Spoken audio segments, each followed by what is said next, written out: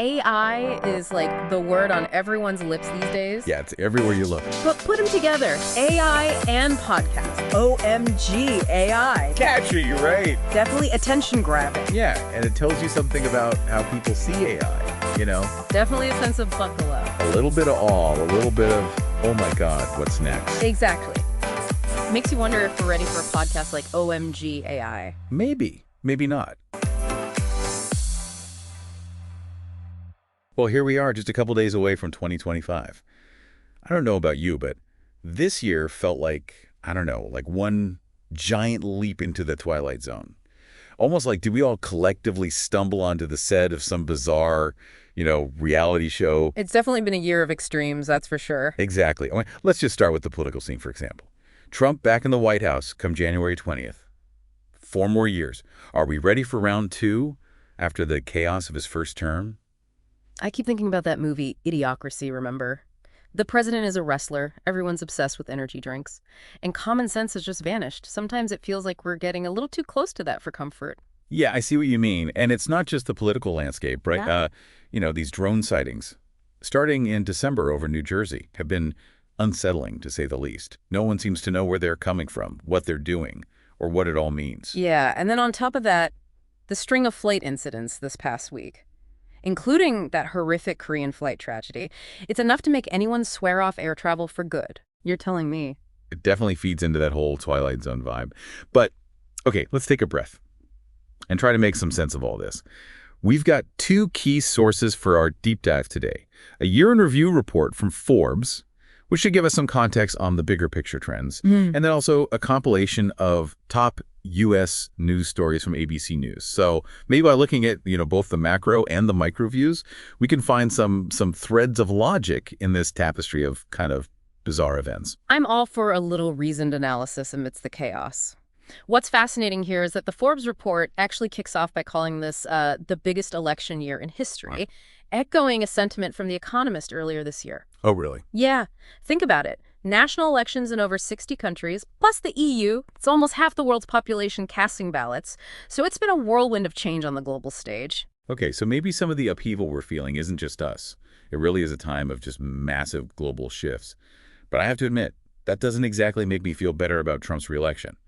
It's like knowing the whole world is a bit of a mess doesn't make your personal mess any easier to deal with. Yeah, you've hit on an important point there. The Forbes report also talks about how, these unresolved global conflicts, Russia and Ukraine, Israel and Hamas, the ever-present tension between China and Taiwan, they all contribute to this feeling of unease and uncertainty. It's like the whole world's on edge, holding its breath, waiting for the next shoe to drop. Yeah, and you know what? It almost makes that attempted assassination of Trump back in June seem less shocking somehow.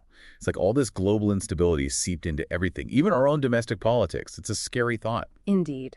But perhaps by understanding these larger forces at play, we can at least start to make sense of the seemingly random events that have shaken us this year. Okay, I'm game for that. Let's see if we can find some meaning in the madness. But before we go down that rabbit hole, I think we need to address the elephants in the room. Our wallets. The Forbes report also digs into the economy. And it paints a picture that's, almost as confusing as the political landscape. True. We're seeing some positive signs, like labor markets stabilizing, for instance. But then we're also dealing with flexible work arrangements that are still evolving and inflation that just doesn't seem to want to go away.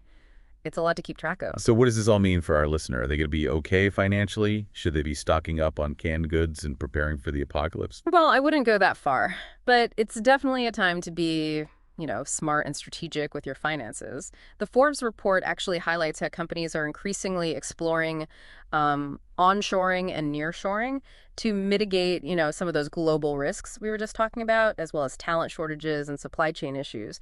This suggests that there are opportunities out there, but you may need to be adaptable and willing to learn new skills. So maybe instead of canned goods, they should be stocking up on online courses and certifications. Exactly.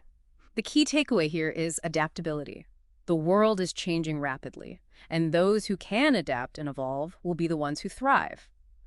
And speaking of adaptability, there's another force at play here that's shaking things up in a major way. Artificial intelligence, AI. It's been a year of both, incredible advancements, but also unsettling developments. in the world of AI. Yeah, you're right. I mean, between the lawsuits trying to rein in AI's power, the security breaches that have exposed our data, and the constant stream of news about AI doing everything from writing screenplays to diagnosing diseases, it's hard to even keep up, let alone wrap your head around it all. And that's precisely what makes it so unsettling, right? AI is evolving so rapidly that even the experts are struggling to predict where it's all going, what the long-term consequences will be. It's like that feeling you get when you're on a roller coaster and it starts to climb that first big hill. You know you're in for a wild ride, but you have no idea what twists and turns are coming next. Yeah, that's a perfect analogy. And if we connect this back to those drone sightings, I have to wonder, is it so far-fetched to think that maybe, just maybe, these drones are a manifestation of AI technology that's gotten out of control? Whoa. Hmm. Now that's a thought that'll keep me up at night. But I have to admit, it's not entirely outside the realm of possibility. I mean, the Forbes report specifically mentions the challenges of governing AI, Yeah. the ethical dilemmas, the potential for unintended consequences. It's a bit like opening Pandora's box. We've unleashed this incredible power, but we haven't quite figured out how to control it. Exactly. And that's where things start to feel really, like you said, twilight zone-y, right? It's the sense that the world is changing faster than we can comprehend, that technology is advancing at a pace that's outstripping our ability to understand, let alone manage. Its Mhm. implications. Yeah, it's like we're in one of those sci-fi movies where the machines start to take over Mm. and the humans are left scrambling to figure out what hit them. But okay, let's shift gears for a moment and Mm-hmm. talk about those ABC News stories you mentioned earlier. You said they read like a script for a thriller. Give us some of the highlights, or maybe I should say lowlights. Well, where do you even begin? It's a veritable catalog of the bizarre, the tragic, and the downright absurd. You got the Alaska Airlines incident, where a door plug randomly blew out mid-flight. You got the Francis Scott Key Bridge collapse, a major transportation artery severed by a container ship collision. And let's not forget those human-centric stories, the ones that really make you question the state of humanity. The Michigan school shooter's parents being convicted, the back-and-forth legal drama of the Alec Baldwin Rust case, the Matthew Perry ketamine death, and the charges against those allegedly involved. It's a lot to process. It is. And each of these stories, in its own way, speaks to, the anxieties we're all feeling. The Alaska Airlines incident, for instance. It highlights the fragility of the systems we rely on. The idea that even the most routine activities can suddenly become terrifyingly unpredictable. And the bridge collapse. What does that say about the state of our infrastructure? Our ability to keep ourselves safe in a world that seems increasingly volatile? It's a stark reminder that we're not as in control as we like to think we are. These systems we depend on, they're vulnerable, they can fail, and the consequences can be catastrophic. And then you have those stories that delve into the darker side of human behavior, the ones that leave you shaking your head and wondering if we're all just one bad day away from a complete societal meltdown. The school shooting, the celebrity scandals, the Diddy arrest, the Menendez brothers resurfacing. It's like a real-life episode of Black Mirror, only maybe with a bit more, I don't know, slapstick humor. Yeah, I see what you mean, but amidst the absurdity, there's a real sense of tragedy there. These stories are a reflection of the human condition, our capacity for both great good and great evil. And they raise some uncomfortable questions about the state of our society, our values, our priorities. So how do we reconcile all of this? The global unrest, the technological upheaval, the bizarre news stories. Is there any way to make sense of it all? To find some kind of meaning in this apparent madness? Or are we just doomed to ride this Twilight Zone roller coaster into the abyss? Okay, so we've journeyed through the geopolitical storms and peeked behind the curtain of AI, and even dipped our toes into the pool of bizarre news stories that, define 2024. But let's get real here. How does all this Twilight Zone craziness actually affect you, the listener, sitting there on the edge of 2025? That's the million-dollar question, isn't it? It's easy to get, swept up in the headlines and feel overwhelmed by the sheer scale of it all. But the real impact is felt on a personal level, in our jobs, our finances, even our sense of security in the world. Right, because knowing that the world feels like it's teetering on the brink doesn't exactly, pay the bills or calm those late-night anxieties. Yeah. So let's break it down. We talked about a shaky but stabilizing economy. What's the takeaway for the listener who's maybe worried about their job or, making ends meet in this environment?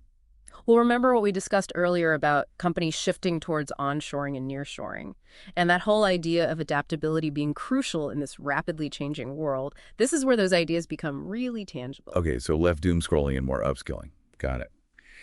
But honestly, with inflation still looming, it's hard not to feel a little, pessimistic. Are there any bright spots in this economic picture, or should we all just be bracing for impact? I wouldn't say it's all doom and gloom. Remember, the Forbes report did mention stabilizing labor markets. And the very fact that companies are making these shifts to adapt to, global uncertainties means they're still investing, still looking for talent. The key is to be proactive. Instead of waiting for the perfect opportunity to fall in your lap, think about what skills you can develop now to make yourself indispensable in this new landscape. So it's about being a step ahead of the curve, understanding where the puck is going, as they say. I like that. But let's be honest, the economy isn't the only thing that's keeping people up at night. There's this, underlying feeling of unease, a sense that the world is becoming increasingly, I don't know, unpredictable and even dangerous between those unexplained drones and the flight incidents. And the political climate. It's enough to make anyone want to build a bunker and hide until 2030. I understand that sentiment. And while I wouldn't necessarily recommend the bunker approach, I do think it's important to acknowledge those feelings of anxiety and fear. We're living in a time of unprecedented change, and it's natural to feel a bit shaken. But here's the thing. We can't let those feelings paralyze us.